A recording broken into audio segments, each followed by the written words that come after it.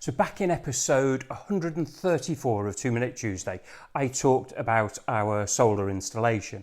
I talked about why we went for it, what system we had installed, and maybe a warning about the company who installed the system. Now, originally we were going to do a 6-month report on the system, but really due to the lethargy of the installation company, we were sort of left in limbo with a working system but not installed as it should have been. Now, it's been about 12 months now since we had the system installed. We've run it, we've tested it, we've benefited from the great number of hours of sunshine that we have here in the Hundon Valley, and hopefully the installation company has come good and sort of made up for their poor initial performance, and we'll speak a little bit about that later. So realistically, after 12 months of solar, was it all worth it? Keep watching to find out. Welcome to episode number 150 of 2 Minute Tuesday with Hundon Valley Homes.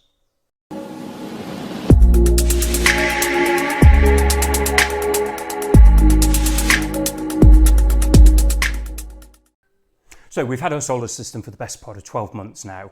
So it's a good opportunity to take a look and sort of let you know what we've learned, the pros and the cons.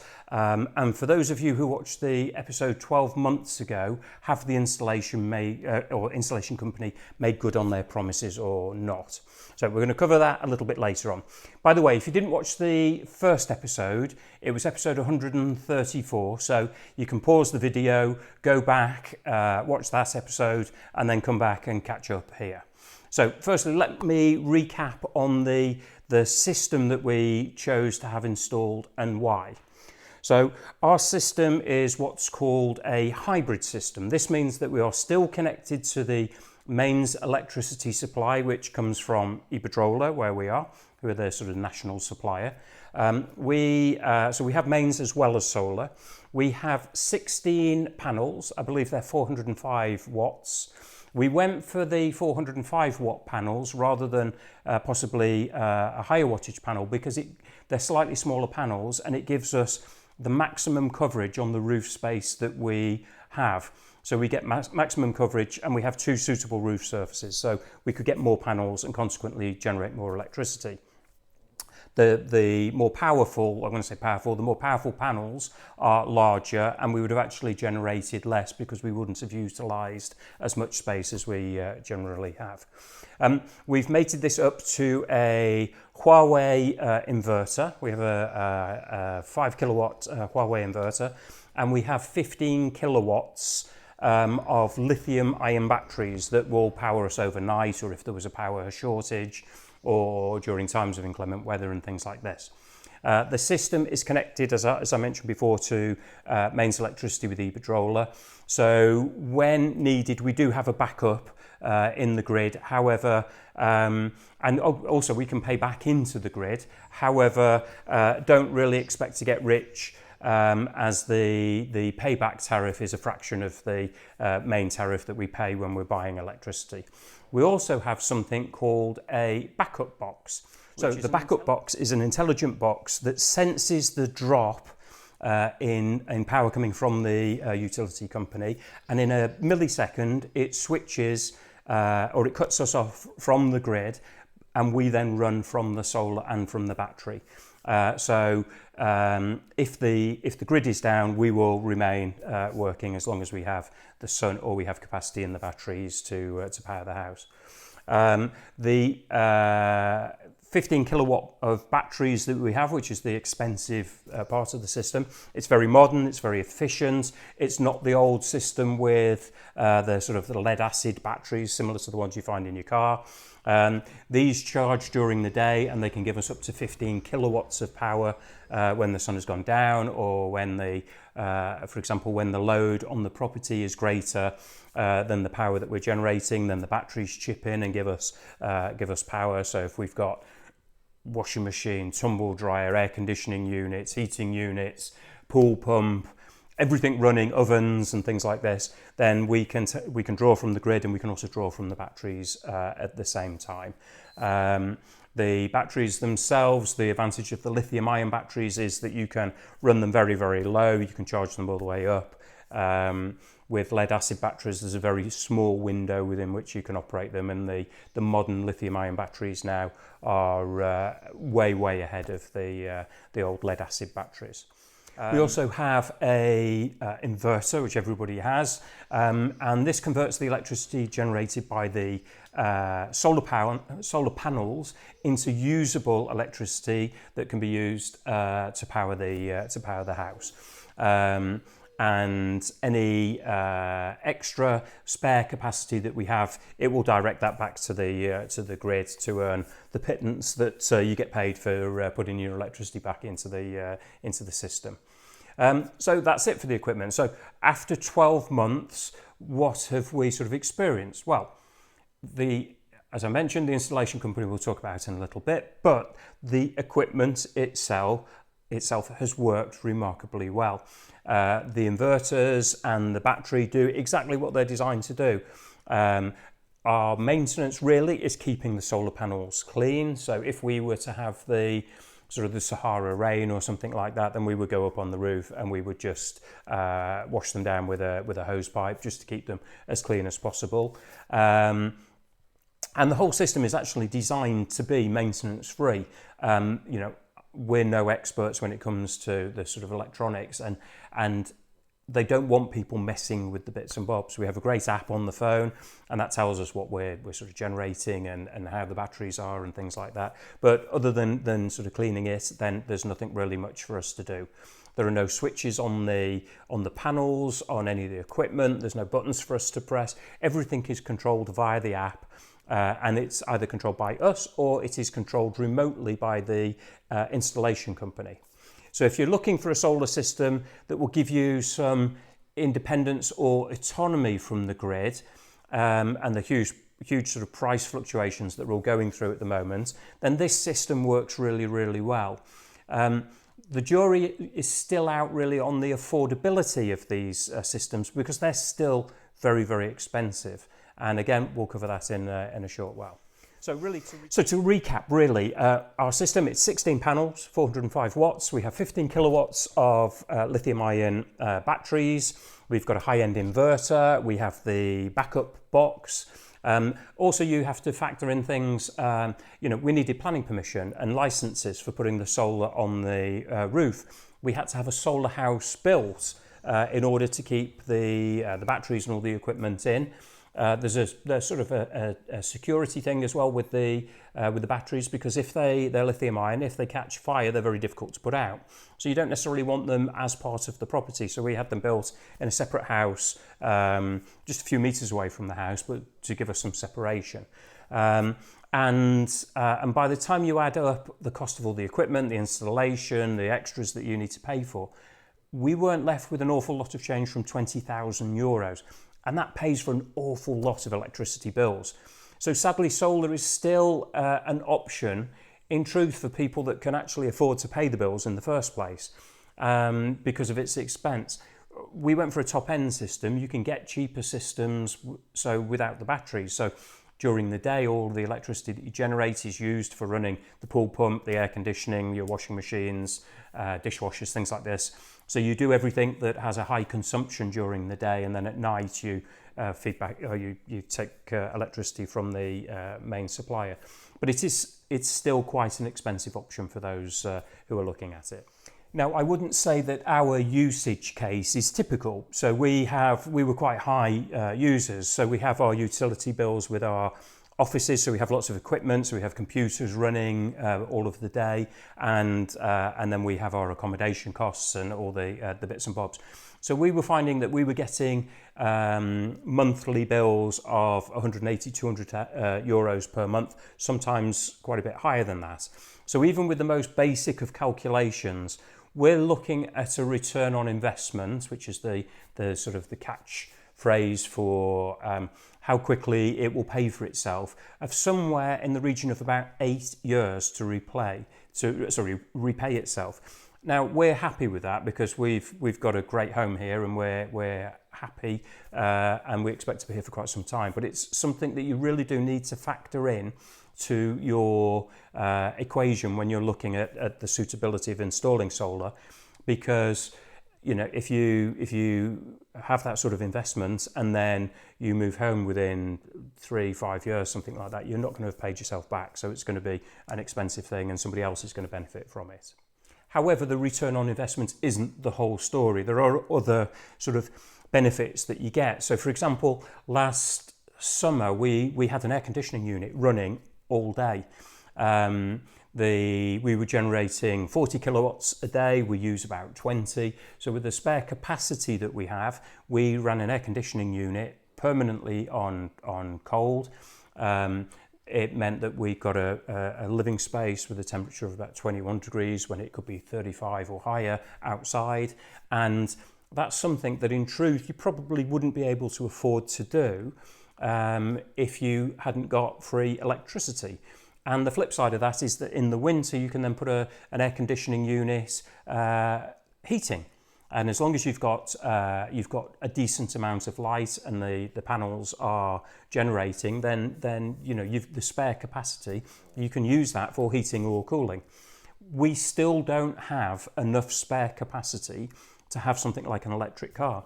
If you look at electric cars with 77 kilowatt batteries, and we have a spare 20 kilowatts on the very best day, and often an awful lot less, we're really not going to make much of a hole in a car with a battery of 77 kilowatts. Admittedly, it won't need filling every single day, but I still don't think it's there. And in the winter, there are days when it's overcast and it's raining and it's a dark, miserable day. We have those here in Spain as well as in the north of Europe. And we don't generate enough electricity for our own needs. So we will then be taking it off the main supplier. And so solar is hugely helpful, but it's not the answer. And I don't think, although we would love to live off-grid, I don't think it's anywhere near ready for us in this area yet. And this is Spain, where it's sunny, and we still can't generate enough electricity or enough electricity to store it so that we could run independent of the main grid itself. So the next thing I will cover is paying back. So our excess capacity, we can then pay that back to the grid. And because prices fluctuate as to what you pay per kilowatt hour and what you pay to give it back, I'm not going to quote specific figures. However, if we're buying in 1 kilowatt of electricity, when we sell back our spare capacity, we're getting something like 15 or 20% of what we pay to buy the electricity. So you're not going to be rich. You're not going to get cash back on your bills. What we tend to find is our bills are next to nothing. The electricity that we generate basically gets rid of all the standing charge and all the costs of running the electricity. So we get tiny bills in the summer. In the winter, our bills are negligible. But even paying back into the grid, you're not going to be rich. And finally, and I've been alluding to it several times through this video, the installation company. Really, it's a lesson on how not to run a business. We chose them because we interviewed or we had lots of people come here to give us their opinion on the system that we needed. And I was left with the feeling that solar installation is the new double glazing high pressure sales. The people that have done double glazing or car sales, they're now doing solar. And there were people trying to push us onto lead acid batteries, which is just prehistoric technology. There were people who were suggesting certain things that we knew were wrong, and we went with the company. It's a Swedish company called Svea, and we were really impressed with them. The director at the time, based here in Spain, was very efficient and answered all of the emails. They sent an engineer to the house who actually came and measured the roof surfaces and explained to us we were better having smaller capacity solar panels with a higher coverage on the roof than having super duper big panels that would generate lots of electricity, but we wouldn't actually cover as much of the roof as possible. And we were really, really impressed with them.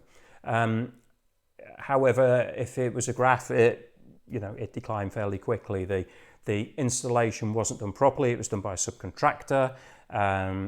Their technical, in fact, all of the parts of the company took an eternity to respond to emails.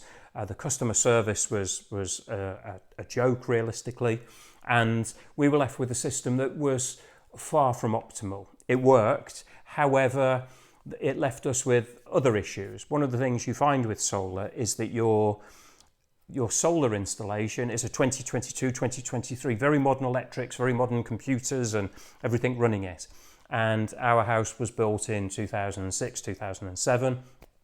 So there's quite a big disparity between the electrics of today and the electrics that when this property was built. And what happens is that the solar is far more sensitive than the electrics in the house. So we found that we have a very expensive oven, and we couldn't use that on quite a few settings. And it was nothing wrong with the oven, although we were starting to think it would be, and the installation company were telling us that the problem was with the oven. And we found that when we were turning on certain lights and things in the house, that it would trip off the electrics. And eventually we got the solar company to come, in combination with our local trusted electrician here in Hondon. So shout out to Roy Sharrett and Jay, who have really helped us with this. And we worked through a lot of the problems, and the solar company basically reinstalled the electrics. There were some bits that the subcontractors had installed, which basically weren't particularly safe. You should have one continuous wire going from the solar panels to the electronics, and there was a break in it, and it shouldn't be like that. And the guy from Svea, when he came out, was quite surprised at how it had been installed. They've now come, they've made good on their promises. We basically have the system that is working 100%. They've been out a couple of times since then, where we've had a problem where the consumption wasn't showing on our app, and they've come and dealt with a couple of little things like that. So they are getting better. That leads to the question, would I recommend them to a client? I think, having seen how they have improved and that they've now bought everything in-house, that I would recommend them, but with a word of caution in the regards to how we've been dealt with. And hopefully this video, as long as it's turning out to be, will give you the information that you will be able to ask the correct questions and things like that. I would say get them in to give you a quote. Get them to give you a quote and ask the informed questions, but also get other companies in as well.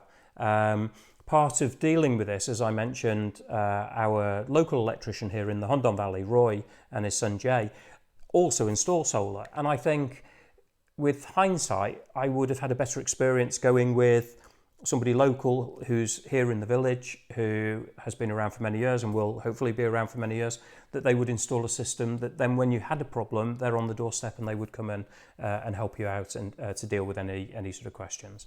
So really, would I recommend them? Ish, if that's an answer that I can give. But hopefully this video has given you the answers that you need. But Svea are a different company today than they were 12 months ago when we had them in to do the installation in the first place. And that's it. Hopefully this has gone on, well, it has gone on for far longer than I expected, but I think it's probably the most requested video that we've done. We have lots and lots of emails from people saying, when are you going to do a follow-up and what happened with the company? And when people come to our offices and they see the solar on the roof of the offices, it's one of the talking points that they ask about.